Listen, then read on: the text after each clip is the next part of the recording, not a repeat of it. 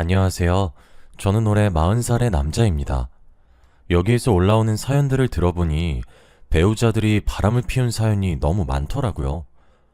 저도 그 이야기를 들어보면서 공감을 했고 제가 겪었던 일들도 말하면 좋을 것 같아서 한번 써봅니다. 결혼 한번 잘못하니까 정말 상상치도 못한 경험을 하게 되네요. 사실 저희 집은 부족함 없이 자라왔어요. 아버지가 사업을 하고 계셨는데 그게 잘 되어서 항상 저와 어머니에게 아끼지 않고 퍼주었습니다. 어머니는 집에서 내조를 하셨고 저는 아버지의 지원을 받으면서 살았죠. 아버지와 어머니는 금슬도 좋으셨고 아버지가 해외로 출장을 가실 때마다 늘 함께 가실 정도였어요. 그러다 보니 저도 부모님 같은 가정을 꾸리고 싶었고 항상 결혼을 하고 싶었습니다. 아버지는 저에게 사업을 굳이 물려받지 않아도 된다고 하셨어요. 제가 하고 싶은 거 하고 살라며 지원은 다 해주겠다고 했죠. 저는 어릴 때부터 공무원이 하고 싶었고 부모님도 지지해 주셨습니다. 저희 같은 집안에서는 당연히 사업을 하거나 아니면 예술가 쪽 직업을 구해요.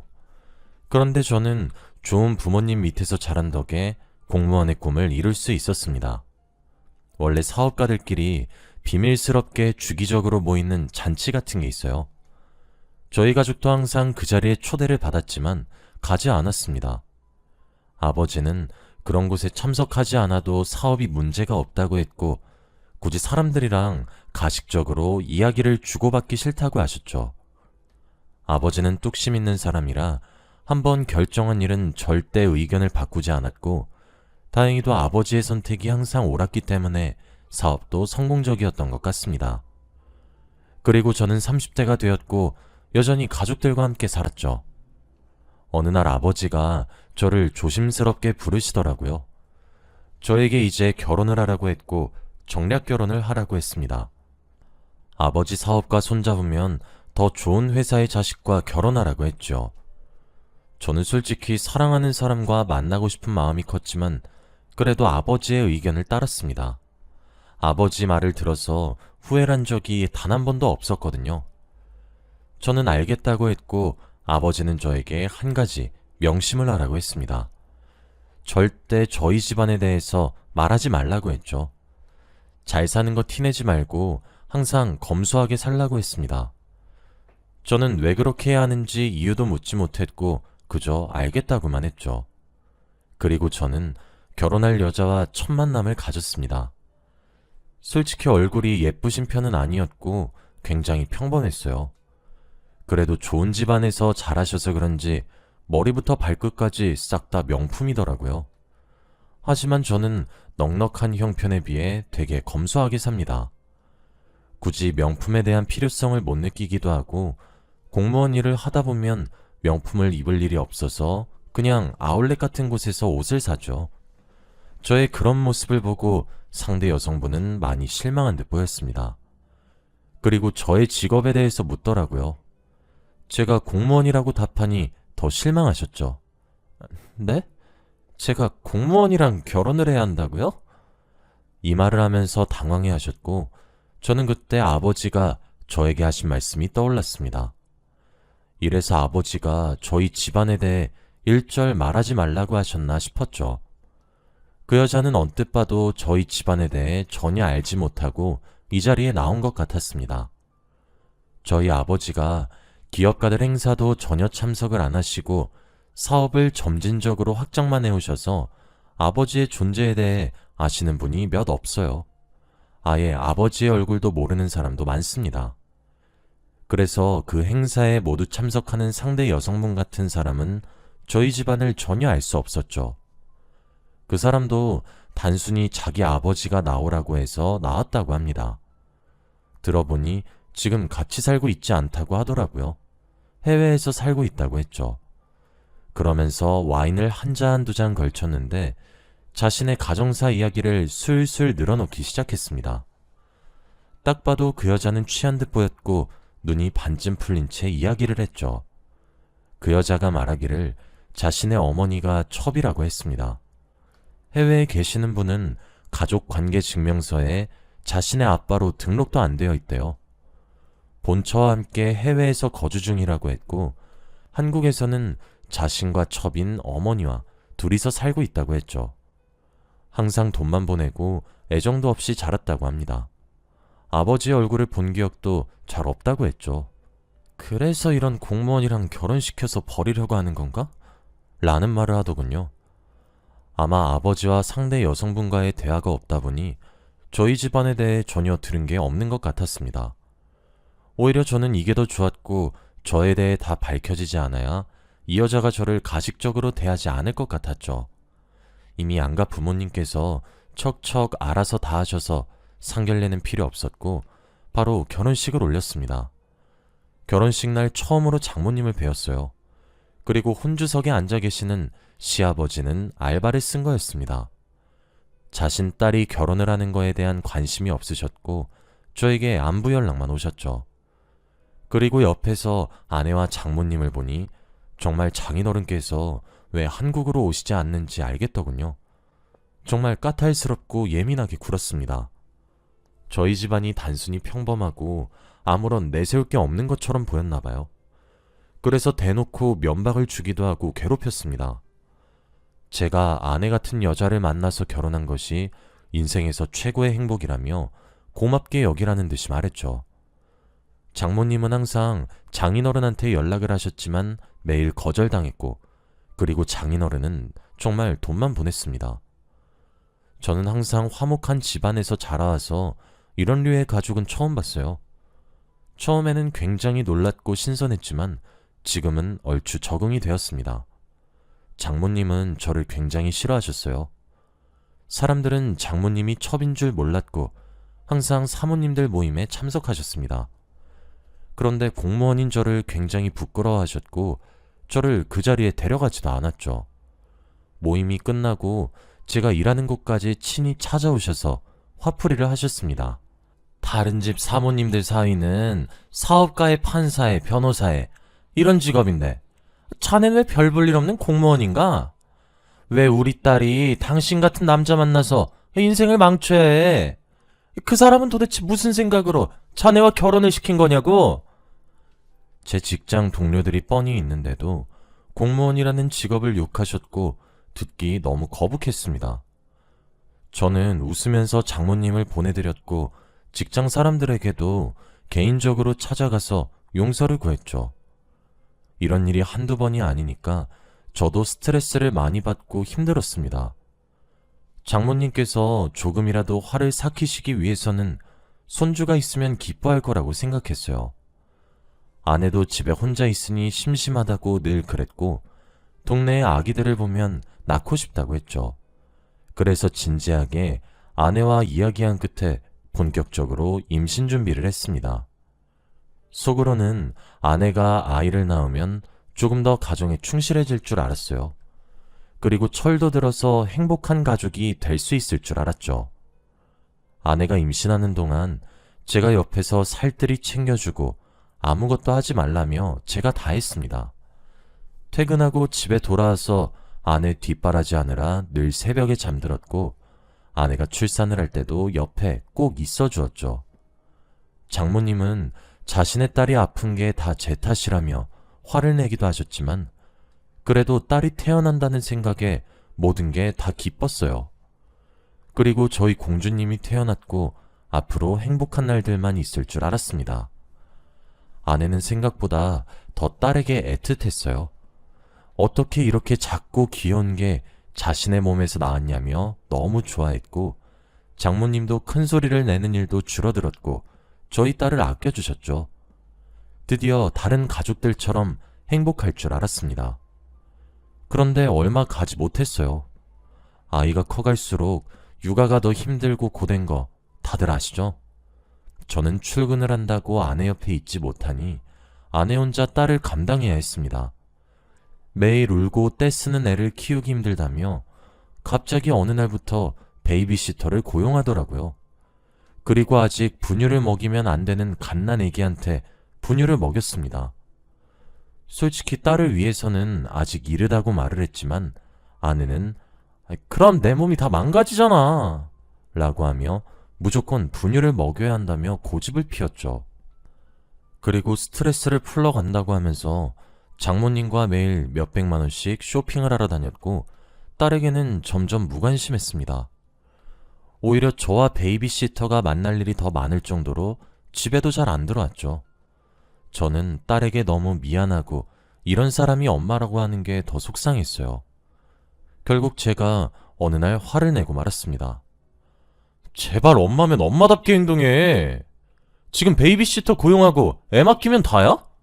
아직 갓난애기라고. 그리고 맨날 몇백만 원씩 돈을 쓰는 게 말이야? 당신은 공무원이라서 이렇게 큰 돈 못 벌지? 나 당신 돈 쓴 거 하나도 없어. 베이비시터도 내 돈으로 고용한 거고 내 몸 내가 지키려고 분유 먹인 거야. 그리고 내가 몇백을 쓰든 몇천을 쓰든 상관하지 마. 아내와 이런 대화를 나누어도 상황은 나아지지 않았고 더 막 나갔습니다. 얼마 전에 출산한 사람이 화장도 점점 진해지고 옷도 짧아지더라고요. 그리고 술 먹고 연락 없이 외박하는 건 일상이었습니다. 솔직히 그런 상황에서 누가 아내의 불륜을 의심 안 하겠나요? 한 집에서 같이 살기만 하지 전혀 부부의 느낌이 나지 않았는데 말이죠. 그래서 제가 증거를 한번 찾아보려고 했습니다. 저희 집에서 일하시는 가정부와 베이비시터의 말을 들어보니 확실히 요즘 따라 아내에게서 새로운 남자의 냄새가 난다고 하더라고요. 그리고 이것저것을 뒤져보며 결국 증거를 발견했습니다. 아내 전용 기사님께 양해를 구해 블랙박스를 확인했더니 항상 그 남자를 태웠더라고요. 그 사람은 저도 모르는 사람이었고 차에서 대놓고 연애질을 했습니다. 예상했던 상황이었기에 당황하진 않았고 증거를 모으는 데만 열중했어요. 그리고 가정부 아주머니와 베이비시터 분들도 제가 없을 때 집에서 아내가 어떻게 있는지 다 말씀해 주셨고 아내의 휴대폰의 전화 내역이나 문자 내역 등을 몰래 알아내셔서 저에게 다 보내주셨어요. 그렇게 아내와 이혼을 하기 위한 준비를 하고 있었습니다. 그리고 얼마 지나지 않아 다시 사업가들이 모이는 행사가 열렸어요. 원래 결혼하기 전엔 한 번도 가지 않았는데 이번에는 장모님이 오지 말라고 하더라고요. 그렇게까지 완강히 거부하시면서 저보고 오지 말라고 하니 가고 싶어지는 거 있죠? 그래서 어머니 몰래 그곳에 참석했습니다. 그 자리는 아버지의 아들이 아니라 장모님의 사위 신분으로 출석을 했죠. 행사장에서 저를 본 장모님은 굉장히 놀라셨고 저보고 당장 꺼지라고 조용히 말했습니다. 그런데 제가 가지 않으니 장모님 지인분들께서 어머, 혹시 사위야? 라고 하시며 인사를 하셨죠. 그리고 다들 저에게 무슨 직업을 가지고 있냐고 물었을 때 당당히 공무원이라고 했습니다. 분위기가 싸해졌고 장모님의 얼굴은 붉게 달아올랐죠. 그리고 저는 장모님에게 조용하게 이야기 좀 하자고 했습니다. 장모님은 당연히 저를 무시하셨고 당장 나가라며 욕을 하셨죠. 결국 장모님 귀에다가 대고 조심스럽게 귓속말을 했습니다. 그럼 여기서 장모님이 첩인 거 다 말할까요? 자신이 첩인 걸 제가 어떻게 알았냐는 듯한 표정으로 저를 쳐다보셨고 결국 어머니는 저를 따라 구석해서 이야기를 나눴습니다. 그리고 제가 아내의 불륜 내용을 다 말했어요. 블랙박스 영상과 상관남과 연락한 증거들을 다 보여드렸죠. 그런데 어머니는 깜짝 놀라시면서 상간남의 정체를 알고 있는 것 같더라고요. 알고 보니 그 상간남은 아내의 전남편이었습니다. 저도 몰랐던 아내의 이혼 이야기였어요. 저에게 꼭꼭 숨기고 저와 재혼을 한 거였습니다. 그런데 아버지의 반대로 이혼하게 되었고 결국 아버지가 정해준 저와 결혼을 한 것이었죠. 장모님은 그 영상을 보시며 놀라셨지만 반응은 당당했습니다. 그래서 뭐 설마 이혼 소송이라도 하려는 거야? 자네가 이런다고 뭘 얻을 수 있을 것 같아서 이러는 거야? 자네 공무원 쥐꼬리만한 월급으로 무슨 소송을 해? 내가 아는 변호사가 안 들을 것 같아? 이거 자네 무덤 파는 짓이야. 그리고 우리 딸이 왜 다시 전 남편을 만나겠어? 자네가 남자 구실을 못하니까 애가 밖으로 나다니는 거 아닌가? 이혼하면 자네만 더 손해야. 길바닥에 나앉고 싶으면 그렇게 해. 장모님은 누가 제 말을 믿어줄 것 같냐며 지금 당장 첩이라고 밝혀도 상관없다고 했고 오히려 저를 명예훼손으로 고소한다고 했습니다. 뻔뻔하게 나오는 걸 보니 더 이를 갈게 되었고 본격적으로 복수를 하기로 했습니다. 그리고 저는 아버지께 찾아가 모든 증거를 보여드리고 이혼을 하겠다고 말씀드렸어요. 원래 화를 잘 안 내시는 분이라 제가 이런 충격적인 증거들을 보여드려도 놀라지 않으셨고 바로 외국에 계시는 장인어른께 전화를 드려 이혼을 시키자고 했습니다. 장인어른은 무슨 일인데 그러냐며 놀라셨고 아버지는 비서를 시켜 증거들을 모두 장인어른께 보냈죠. 그리고 몇 시간 뒤 장인어른한테서 개인적으로 전화가 왔습니다. 제발 딱 한 번만 용서를 해달라고 했어요. 솔직히 저와 아내의 결혼이 장인어른 회사에 많이 도움이 되었습니다. 그래서 이혼을 하게 되면 손해를 보는 경향이 더 많았죠. 장인어른의 모습을 보고 마음이 아파서 솔직히 고민할 뻔했습니다. 그런데 오히려 당당한 태도를 보이는 장모님과 아내를 보고 마음이 식었죠. 장인어른께 죄송하다고 말씀드리며 힘들어서 더 이상 아내와 살지 못하겠다고 말씀드렸습니다. 그리고 저는 아내와 사는 집으로 왔죠. 여전히 아내는 들어오지 않았고 저는 잠에 들었습니다. 그런데 새벽에 누군가 저희 집 현관문을 쾅쾅 두드리더군요. 눈을 뜨니 아내가 옆에서 술에 취한 채로 잠이 들어 있었습니다. 아직 아무 일도 모르는 것 같았고 저는 거실로 나가 누군지 물었죠. 그런데 장인어른이었습니다. 해외에 있어야 하는 분께서 어떻게 왔나 싶었더니 장인어른 같은 분이라면 전용기 하나쯤은 있을 것 같았죠. 그리고 술에 취한 아내가 깨서 머리가 아픈지 머리를 부여잡고 거실로 나왔고 저는 현관문을 열어드렸습니다. 집 안으로 들어오시자마자 아내를 보고 뺨을 내리치셨어요. 장인어른은 화가 많이 나 보였고 아내는 영문도 모른 채 뺨을 맞은 사람이 되었죠. 그리고 장인어른은 네가 지금 제정신이야? 어릴 때부터 사고만 치고 다녀서 좋은 집안에 시집이라도 가서 집에 도움도 되지 못할 망정 지금 전 남편이랑 불륜까지 저지르고 있어? 내가 네 엄마랑 괜히 꼬였어. 다 내 잘못이다. 너 더 이상 내 딸 아니다. 당장 나가! 라고 했어요. 아내는 화들짝 놀랐고 저희 집이 무슨 집이냐고 물어보았습니다. 그리고 장인어른께서 저희 아버지가 운영하시는 회사의 이름을 말하는 순간 아내는 놀라서 다리에 힘이 풀렸죠. 정말 몰랐다며 그런 기업의 아들이었으면 이러지 않았을 거라고 울며불며 말했습니다.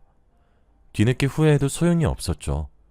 그리고 아내는 장인어른이 자신을 버린 줄 알고 일부러 공무원 집안에 시집을 보낸 줄 알았대요. 장인어른도 어차피 유명한 기업이니까 아내가 저희 집안을 알 줄 알고 말을 안 한 거였죠. 그래서 이런 오해가 생겼던 겁니다. 저는 당연히 아내와 이혼을 진행했고 아내는 이혼 서류를 제출하는 날까지 저에게 매달렸어요. 그런데 저는 뒤도 돌아보지 않고 서류를 제출했습니다. 당연히 양육권도 제가 들고 왔기에 딸도 제가 키우기로 했어요. 장인어른은 더 이상 아내와 장모님께 돈을 보내지 않았고 정말 길바닥에 나앉은 건 그 둘이었죠. 저는 속으로는 조금 불쌍하긴 했지만 도와주고 싶지 않았습니다. 과거에 저한테 대했던 행동들을 생각하면 화가 미친 듯이 나거든요. 어떻게 그런 말을 할 수 있나요? 그리고 저는 딸과 함께 둘이서 살고 있습니다. 딸은 워낙에 아내가 키우지 않아서 엄마를 찾지도 않아요. 아내는 딸을 핑계로 계속 다시 재혼하자고 하는데 아예 무시하고 있습니다. 딸이 이제는 어느 정도 커서 학교도 다니고 하고 있어요. 엄마에 대해 전혀 궁금해하지도 않고 보고 싶지도 않다고 합니다. 아마 대충 엄마가 어떤 사람인지 기억에 있을 거고 분명 좋지 않은 엄마였겠죠. 전 와이프는 아직도 주기적으로 연락이 와서 다시 만나달라고 애원하지만 그럴수록 저는 더 철벽을 치고 연락처를 차단합니다. 그런데 그러면 소름 돋게 다른 전화번호로 다시 연락을 해요. 정말 무서운 여자입니다. 그리고 가끔씩은 자신의 어머니와 함께 제가 일하는 직장까지 찾아오셔서 다시 합쳐달라고 부탁하세요. 저도 너무 창피하고 직원들한테 피해를 끼치는 것 같아서 결국 쥐도 새도 모르게 다른 직장으로 옮긴 적도 많습니다. 여러분은 저 같은 일 겪으신 적 있으신가요? 다들 사람을 겉만 보고 판단하지 맙시다. 저는 공무원이란 직업이 너무 좋거든요. 아무튼 저희 이야기는 여기까지입니다. 들어주셔서 감사합니다.